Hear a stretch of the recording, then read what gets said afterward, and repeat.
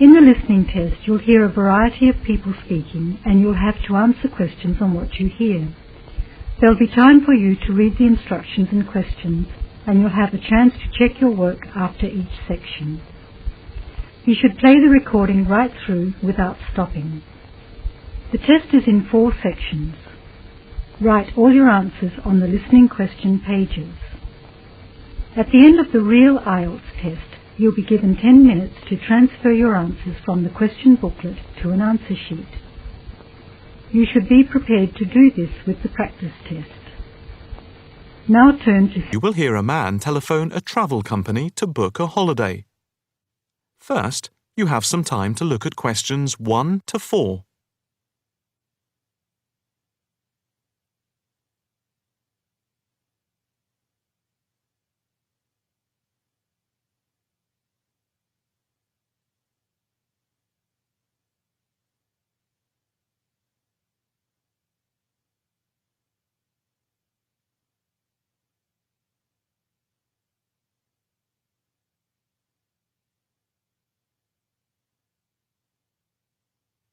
You will see that there is an example which has been done for you.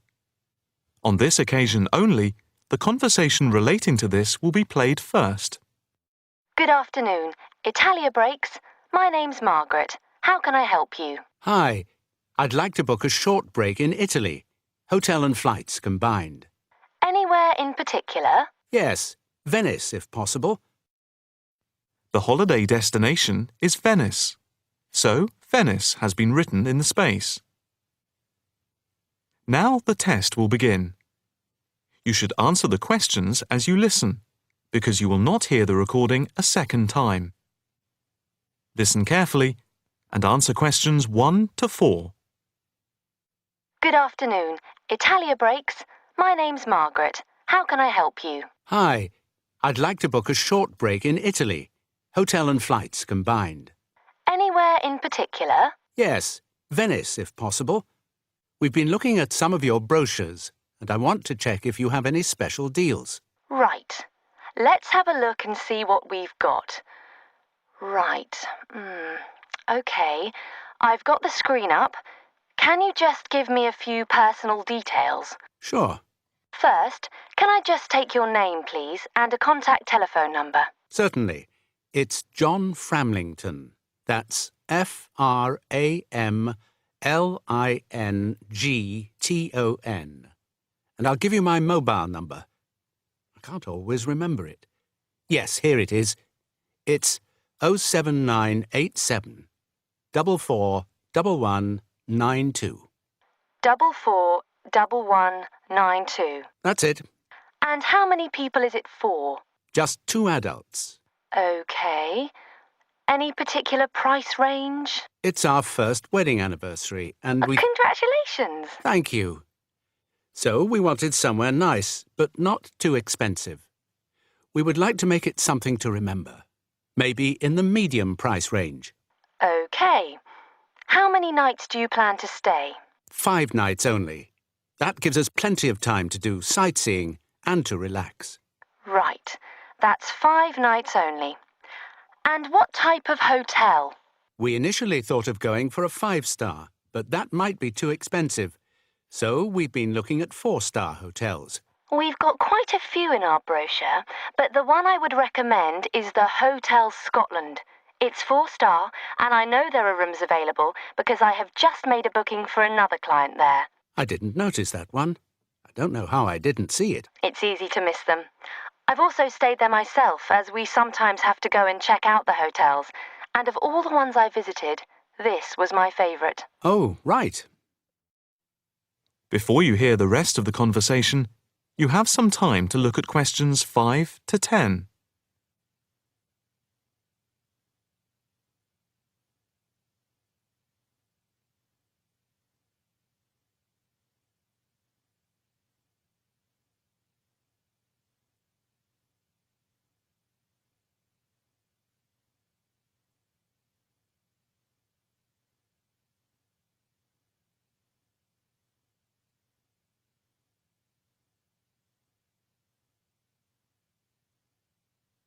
Now listen and answer questions 5 to 10.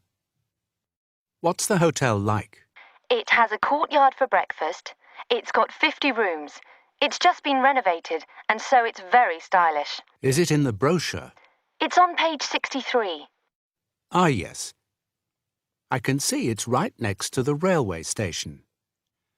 But what appeals to me most of all is that the hotel's very convenient for all the water buses. And the idea of having a terrace with the room I really find very appealing. These are big pluses. It's probably the most central hotel we have. You might think it would be a bit noisy as it's in the main commuter area and a place where tourists go.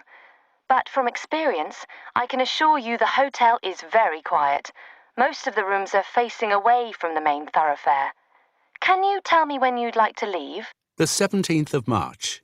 Coming back on the 22nd. OK. I'll just check again if there are places available. 2 adults sharing. Hotel Scotland. Yes, that's gone through. OK. And how much is the break, including flights? There's a special rate at the moment because it's off-season. For 5 nights, let's see, it's £716 for a double room and flights. That includes airport taxes, but not insurance. Each? No, for 2 adults sharing. That doesn't sound too bad at all. What reductions do you have at the moment? Well, if you make the booking before the 17th of February, you get a further 15% reduction, subject to availability. That's a big saving. Yes, it makes the price very reasonable indeed. Do you need travel insurance? Yes, I suppose we better had. For 7-day cover for both of you, it's £17.88. OK. Do you want to book today? I think we should, but can I just check with my wife? Can you hold the booking for me? I can hold it until 1 p.m. OK, that's fine. I'll get back to you immediately. I'll just give you a reference for the reservation. OK. It's FAPSJM15. Thanks. I'll get back to you as soon as I can, and definitely before 1 p.m. This is too good an offer to miss. That is the end of section 1. You now have half a minute to check your answers.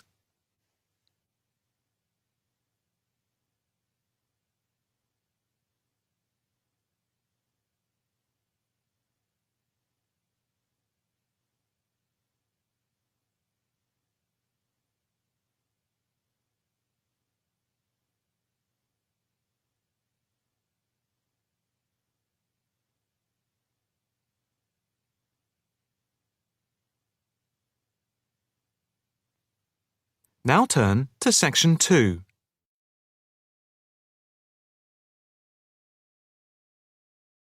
Section 2. You will hear a talk by a counsellor on plans for the development of an old industrial site.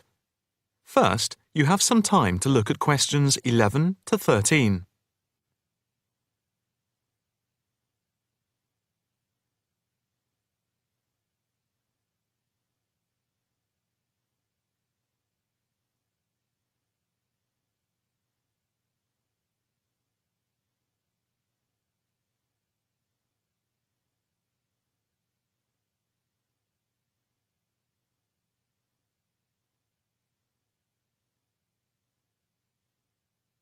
Now listen carefully and answer questions 11 to 13.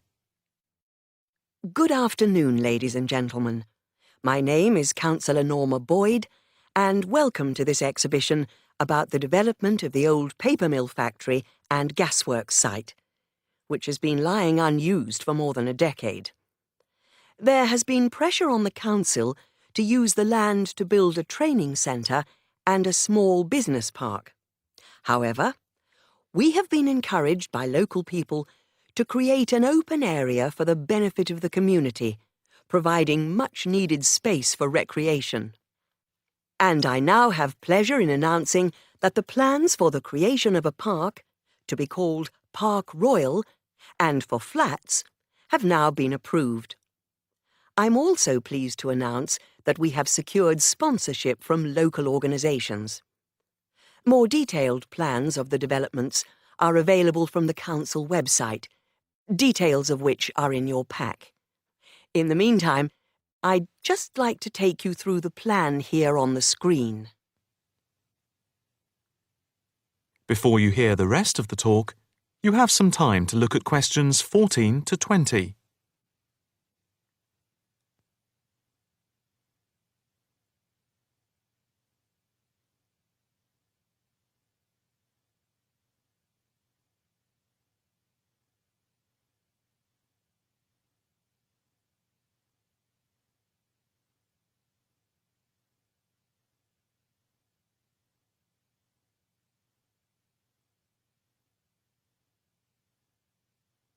Now listen carefully and answer questions 14 to 20.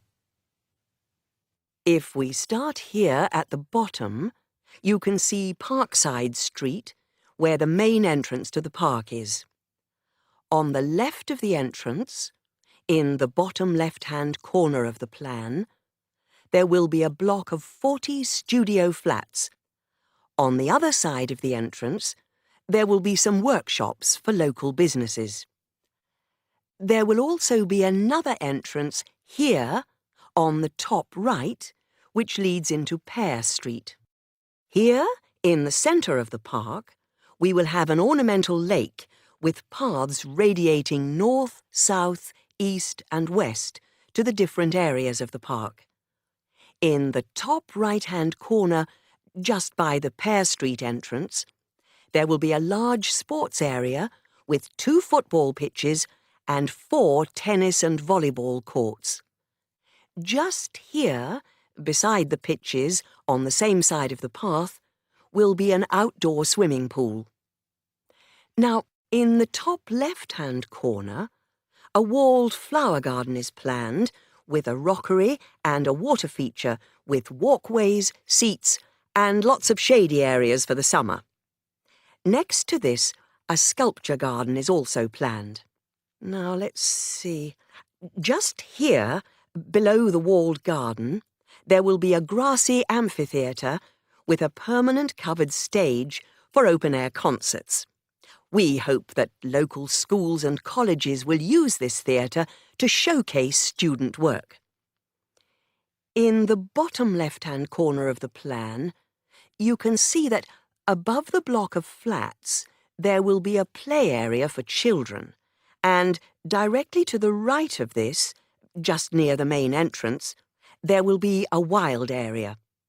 More trees will be planted here, and in the middle will be built an educational centre for use by local schools to encourage children to take care of the wildlife and look after the trees and plants.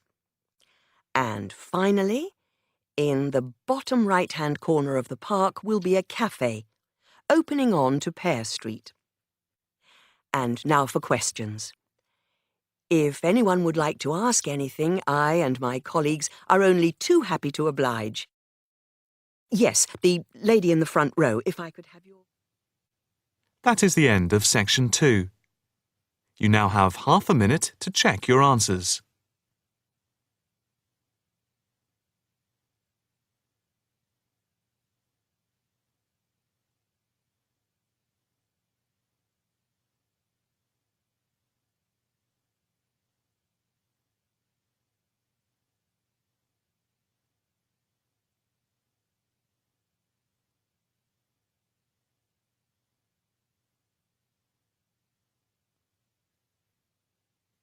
Now turn to section 3.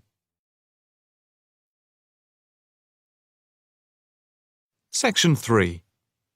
You will hear a female student inquiring about changing her course. First, you have some time to look at questions 21 to 25.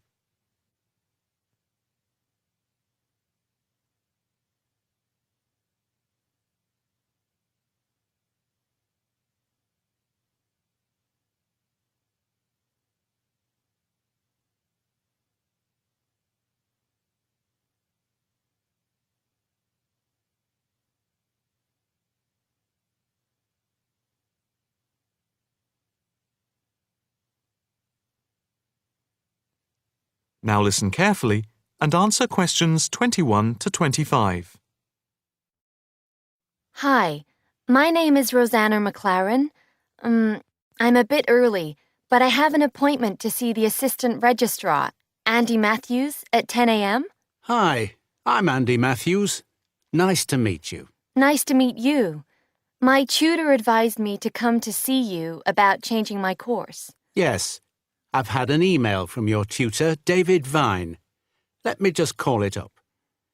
Here we are. It says, Tutee Rosanna McLaren is on the Wednesday part-time course and wants to change to the distance learning program. Have you any problems with the course itself? Oh no, I love it. I think the course is really worthwhile. The theoretical sessions once a week on Wednesday from 10 a.m. to 3 p.m. are really good. You have 2 two-hour sessions then? Yes, that's it. And I have to say, I think the practical session from 4 through to 9 in the fashion workshops are also good fun. But I am finding it all very tiring, and it makes me too exhausted for my work on Thursdays and Fridays. You work the other 4 days of the week? Yes, and some Saturdays. I see. So, what do you want to do? I'd like to change to the program with the distance learning component instead of the Wednesday sessions. Yes, that is a possibility. I see from your tutor, Dr. Vine, that he has no problem with this, but you realize it's possible you'll have a different tutor. Yes, I'm aware of that. It's a shame because he's a very good tutor. What do I need to do now? First, we just need you to fill in this transfer form and the claim form for the reduction in fees. Oh, I didn't realize it was cheaper. Oh yes, it's £1,000 less a year. It gets even better. Can I start the distance learning program from now? I don't see why not. I just need to get a signature from your tutor, which should take only a short time.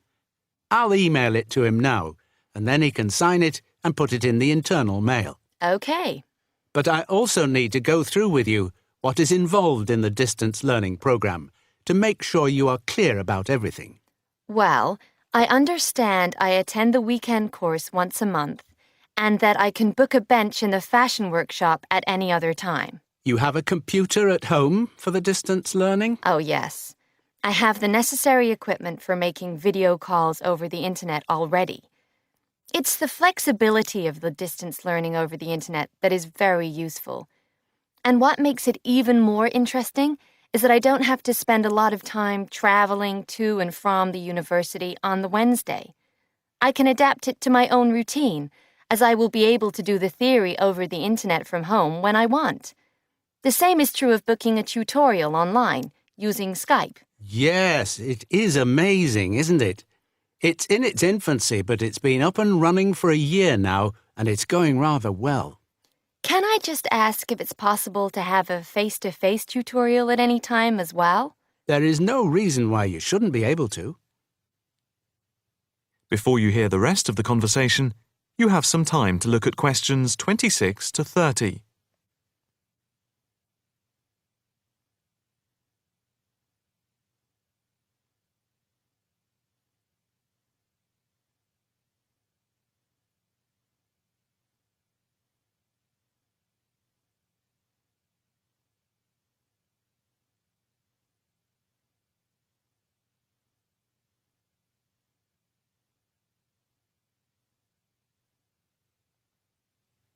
Now listen carefully and answer questions 26 to 30.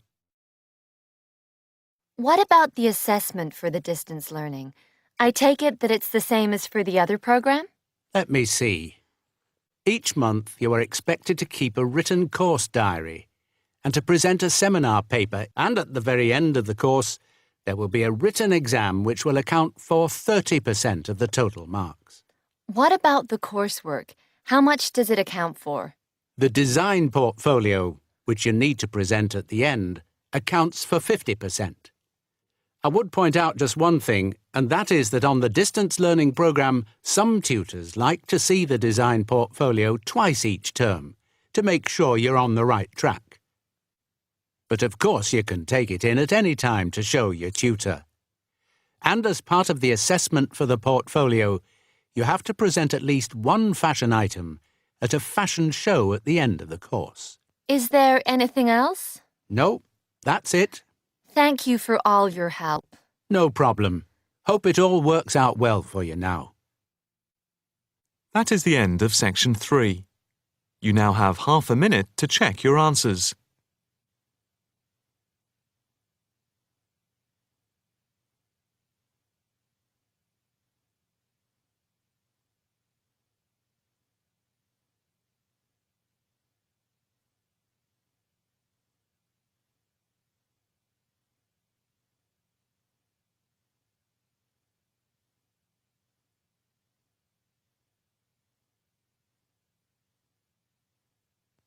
Now turn to section 4.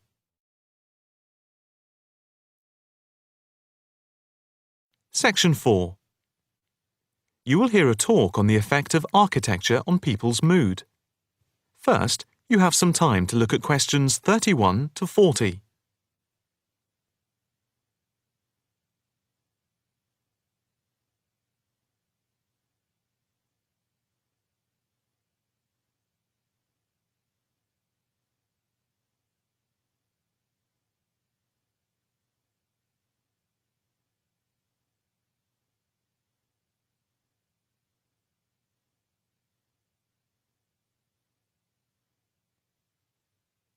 Now listen carefully and answer questions 31 to 40.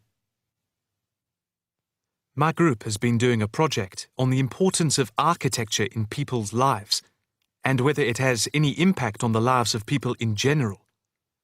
The main part I have played is in the collection of data to find out what effect, if any, various buildings have on people's mood, i.e., whether ugly buildings make people unhappy and whether beautiful buildings do the opposite. We had originally thought of starting measuring people's reactions by using a questionnaire with about 40 questions, which we were going to hand out to people, including students at the university. But we were worried that doing the questionnaire would be too time-consuming for people to fill in, so we gave up the idea. I then asked several of the postgraduate students for advice. One of them came up with the simple idea of showing people images of various buildings from different eras and styles, instead of giving out the questionnaire, and asking them to indicate how they felt on a scale of 1 to 5 about the images, where 1 was unhappy and 5 was very happy. People would also be given the option of not saying what they felt. Using the scale meant that it would be much simpler to record people's reactions. I decided to follow this advice, and so the first stage was to collect a large number of images. I used Google to print off colour images of views of houses and apartment blocks where people live, and different types of buildings where they work. I started with about 30 or 40, and then reduced them to 10 images. Media resources in the Amory building at the Judd Street branch of the university helped me produce the final images.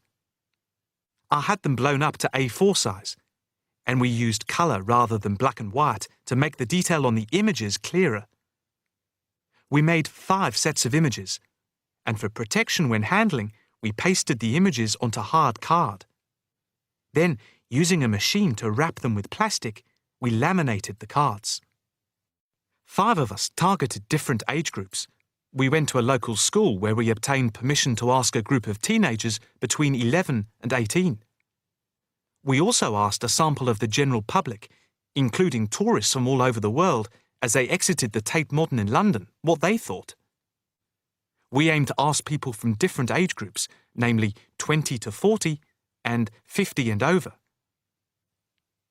What our group learnt most from the project was first of all the value of teamwork. And secondly, we found that we had to appoint a leader to stop us pulling in different directions and falling apart. So this turned out to be an invaluable lesson for all of us. As to the findings, for us they proved intriguing. In the end, the sample consisted of 311 respondents. I thought initially that people wouldn't be interested in taking part. With the youngest age group, their reaction was very mixed. It was clear that the youngest group had no pattern of preference at all. as they frequently gave no reaction to the pictures. For the 20 to 40 age group, we found that they tended to score more in the middle range, around 3.